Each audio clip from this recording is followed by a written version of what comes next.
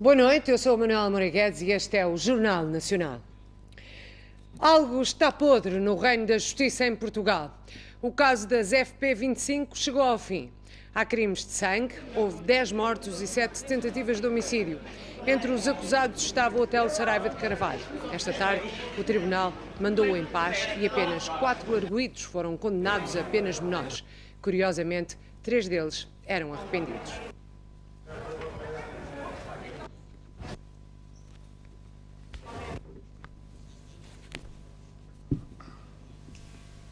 Um caso a que voltaremos mais daqui a pouco. Mas, para já, um outro caso, onde a justiça esteve cega às evidências. Uma história de horror. Isabel tem 12 anos, desde os 8 que é vítima de abuso sexual e maus tratos. À sua volta, construiu durante anos um muro de silêncio. Com medo e por vergonha, só recentemente confessou em tribunal que o pai abusava sexualmente dela e que lhe mordia e batia. Estranhamente, apesar do juiz admitir que Isabel corria perigo, mandou-a para casa, confiando-a à guarda do principal suspeito, ou seja, o próprio pai.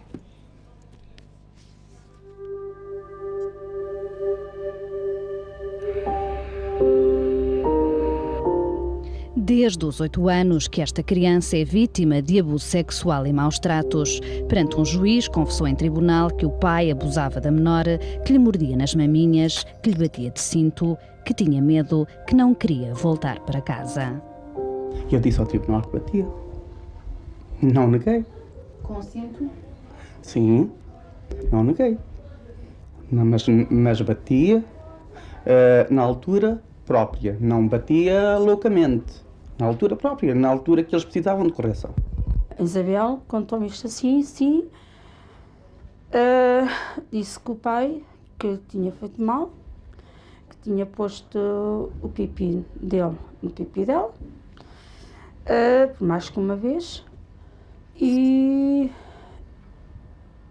que a tinha aleijado. Depoimentos chocantes que estranhamente deixaram o juiz na dúvida. Isabel regressou a casa, confiada à guarda do principal suspeito, o próprio pai.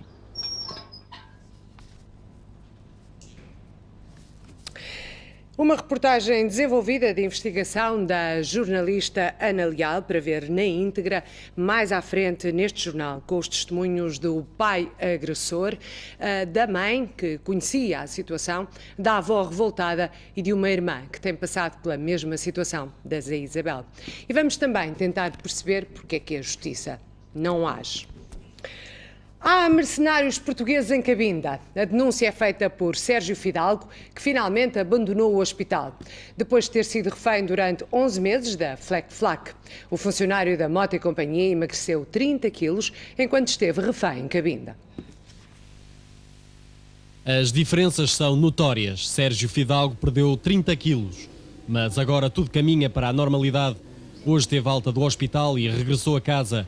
Raptado pela Fleck-Flack há 11 meses em Cabinda, este funcionário da Moto e Companhia diz que os maus momentos foram muitos, mas garante que nunca foi maltratado. Foram sempre muito humanos, nos trataram calorosamente, tiveram muita paciência com nós, e nós, por vezes, né, também estávamos com mau humor, com mau feitio, e eles suportaram todos esses momentos difíceis. Foram sempre bem alimentados? Não, a alimentação é que não era adequada aos nossos costumes. Durante os últimos 11 meses, Sérgio Fidalgo e os companheiros mantiveram acesas discussões com os raptores. Os argumentos dos soldados da Fleck-Flack foram sempre os mesmos. Vinham com argumentos da época 75, o que é que o procedimento dos portugueses, que eles tinham mesmo os direitos que são tomenses, como os cabo-verdianos, que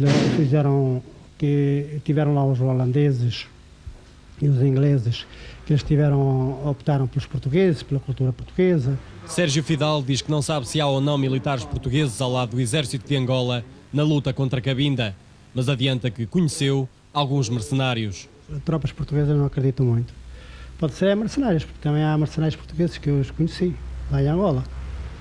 que pertenciam àquele batalhão Búfalo da África do Sul, no tempo do apartheid, e tinha lá muitos portugueses. Apesar da alimentação não ser boa, Sérgio Fidalgo diz que os 2 companheiros que permanecem reféns da FLEGFAC estão bem fisicamente, mas psicologicamente muito desgastados. Até à libertação definitiva, Sérgio Fidalgo caminhou cerca de 12 horas por dia. E vamos voltar à notícia de abertura, ao caso das FP25, que hoje chegou ao fim. Estavam a ser julgados crimes de sangue, 10 mortos e 7 tentativas de homicídio. Entre os acusados estava o Otelo Saraiva de Carvalho. Esta tarde, o tribunal mandou-o em paz e apenas 4 arguidos foram condenados a penas menores. Curiosamente, 3 deles eram arrependidos. Vamos ouvir agora a reação do Otelo Saraiva de Carvalho, já depois da sentença. Nenhum de nós, nunca, em caso algum, e já assumi isto sob palavra de honra várias vezes, nunca nenhuma ação das FP25 teve da nossa parte qualquer responsabilidade. Isto é, nenhum assalto a banco, nenhuma colocação de bomba, nenhum homicídio praticado pelas FP25 dentro da sua perspectiva de luta armada teve da nossa parte a mínima responsabilidade. Eu nunca fui fundador, não fui dirigente, nunca fui militante das FP25 e, portanto, seria perfeitamente injusto que eu ou os meus companheiros da Comissão Política de Fogo pudéssemos ser condenados. Não se sente... Assumi, aceitei, ouvi pouco, porque infelizmente as minhas condições auditivas não são as melhores, mas já tive a indicação do que é que foi dito na leitura da sentença pelo juiz-presidente Dr. Rita Salles e aceito com perfeita tranquilidade, porque também não esperava outra posição deste tribunal. A reação de Otelo Saraiva de Carvalho, depois de ter sido conhecida a sentença, o que aconteceu há poucos minutos no Tribunal da Boa Hora. E é para lá que vamos, em direto, com o jornalista Manuel Domingos. Boa noite, Manel. Boa noite. Qual é a decisão Sim? A decisão do coletivo de juízes foi ao encontro da posição dos advogados de defesa dos arguidos, ou seja, que sempre defenderam que as penas deveriam ser inferiores a 3 anos de prisão, ou seja, neste caso as penas seriam sempre suspensas e que a maior parte dos réus não deveriam ser condenados. Foi o que acabou por acontecer, ou seja, apenas 4 dos réus, ao todo eram 60, foram condenados, ou seja, Batista Dias, um réu que tinha-se dado como arrependido, foi condenado a 3 anos de prisão por homicídio tentado e ao pagamento de uma indemnização de 500 contos. Mas estes 3 anos de prisão acabam por ser uma pena suspensa porque não ultrapassa os 3 anos, sendo assim a pena tem que ser suspensa. António Sousa Moreira foi condenado a 2 anos e 6 meses de prisão, a pena também é suspensa, mas tem que pagar uma indemnização de 8.000 contos. Mário Lamas, que é arrependido também, e Macedo Correia, foram estes dois apenas condenados ao pagamento de uma indemnização de 8.000 contos cada um. No final da audiência, a juíza afirmou que os restantes arguidos foram absolvidos porque o Tribunal não conseguiu dar como provado os factos, mas a juíza salientou que houve homicídios que foram praticados. A única coisa que o Tribunal não conseguiu foi provar a razão pela qual eles saíram absolvidos. Manuel Domingos a dar-nos o resumo do que se passou esta tarde no Tribunal da Boa Hora e do que foi sentenciado relativamente ao caso das FP25. Já aqui ouvimos a reação de Otelo Saraiva de Carvalho, um dos principais acusados neste processo. Vamos ouvir outras reações, inclusivamente da advogada de defesa de alguns dos arguidos e de Montalis, uma das figuras mais conhecidas neste processo. Houve indenizações de, precisamente, as pessoas que confessaram e os chamados arrependidos que ficaram de pagar 8 milhões de escudos a 2 das vítimas. Em termos de condenação da parte de crime, qual é que foi? Foi, portanto, por autoria portanto, homicídio na forma tentada e que não houve ferido sequer, e outro por cumplicidade, em que, portanto, foram penas suspensas, um de 3 anos, outro de 2 anos e meio, suspensas por 3 anos. Que comentário é que faz em relação a este acordo?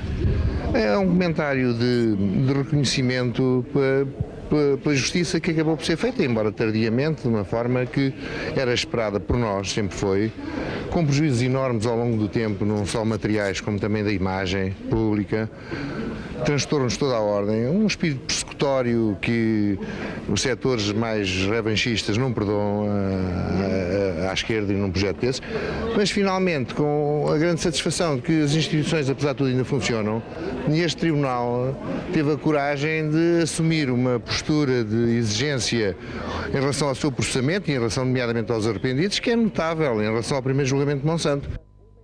Opiniões.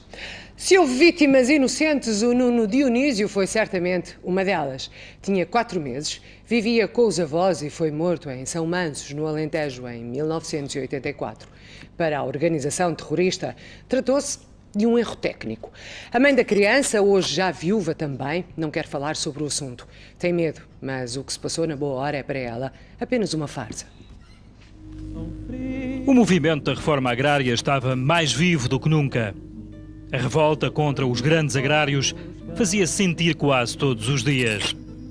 O distrito de Évora era o mais atingido em todo o Alentejo.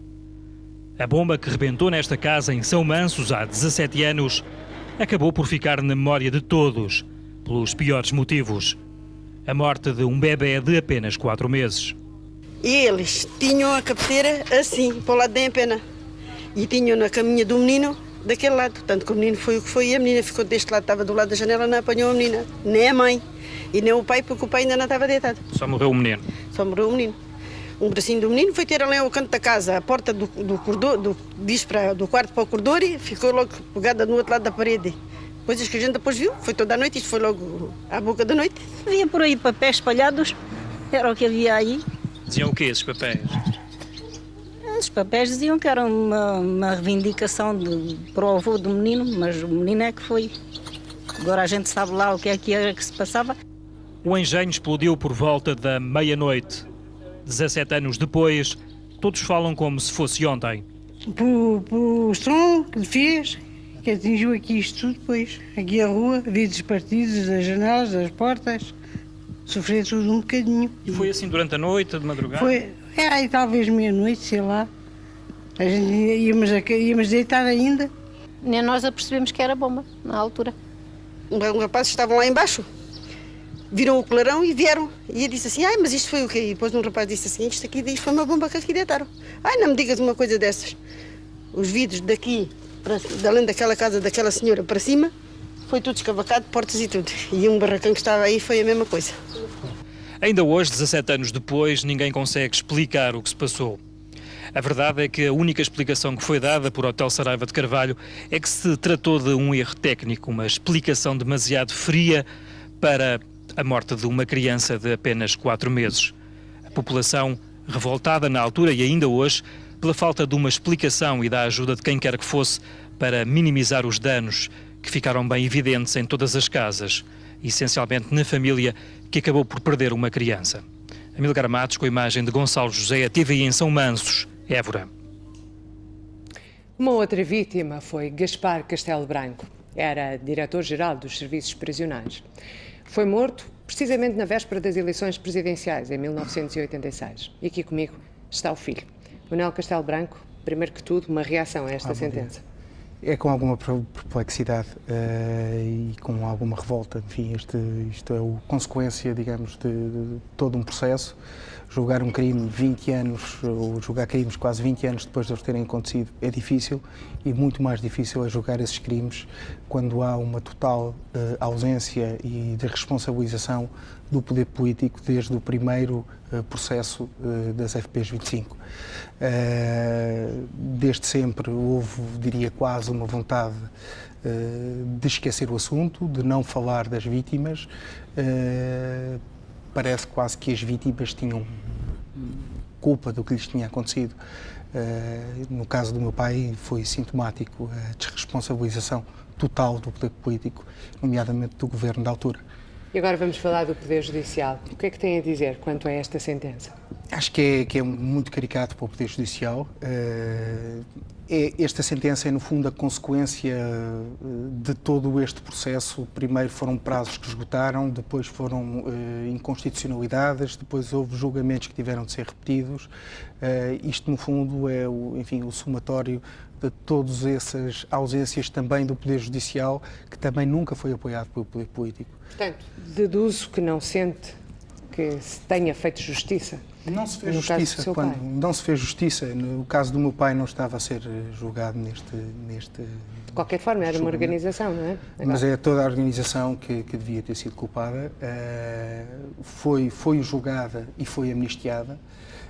Não percebo porque é que foi amnistiada, e podemos voltar um bocadinho atrás. Quando foi amnistiada, nunca houve por parte dos arguidos qualquer sentimento de arrependimento ou qualquer sentimento de desculpa. Portanto, não percebo nem sequer a leviandade das penas. E isso revolta-me profundamente, porque foram 17 pessoas assassinadas, foi um bebê e, pelos vistos, o bebê foi um erro técnico. E neste caso foi o seu pai? E neste caso foi o meu pai. Foi você a primeira pessoa da família a chegar ao pé dele? Foi. Quantas vezes é que se lembra, ao longo de todos estes anos, desse dia? Provavelmente todos os dias. Não há dia que não deixe de pensar no meu pai. Como é que vai-se mitigando a dor? Como é que é? O tempo cura um bocadinho todas as feridas, ou pelo menos resolve-as. Mas perder um pai aos 17 anos e vê-lo morto à porta de casa, e vê-lo depois ser esquecido por quem o devia, digamos, fazer lembrar, é uma grande dor. Que consequências é que a morte do seu pai teve para toda a sua família? Para além de toda a dor e o desgosto, naturalmente. Basicamente, quer dizer, quando se perde um pai aos 17 anos, a minha irmã mais velha tinha 18, o outro tinha 14, imagine quais são as consequências de um pilar da família desaparecer de repente, de uma forma dolorosa, de uma forma dramática. É muito duro para toda a gente e é algo que marca qualquer pessoa. E a sua mãe? Ficou naturalmente marcada. Muito obrigada por ter estado aqui no Jornal Nacional a dar o seu testemunho. O Manuel Castelo Branco, filho do então diretor-geral dos Serviços Prisionais, Gaspar Castelo Branco, assassinado à porta de casa na véspera das eleições presidenciais em 1986 pelas FPs, 25 de abril. 17 mortos, várias outras tentativas de homicídio, atentados à bomba e assaltos a bancos são os crimes reivindicados pelas Forças Populares 25 de abril. As atividades terroristas das FPs 25 começaram no dia 20 de abril de 1980 e prolongaram-se até 1986, a altura em que ficou desmantelada a organização. A organização terrorista FP25 deu-se a conhecer no dia 20 de abril de 1980 com o rebentamento de petardos em vários pontos do país.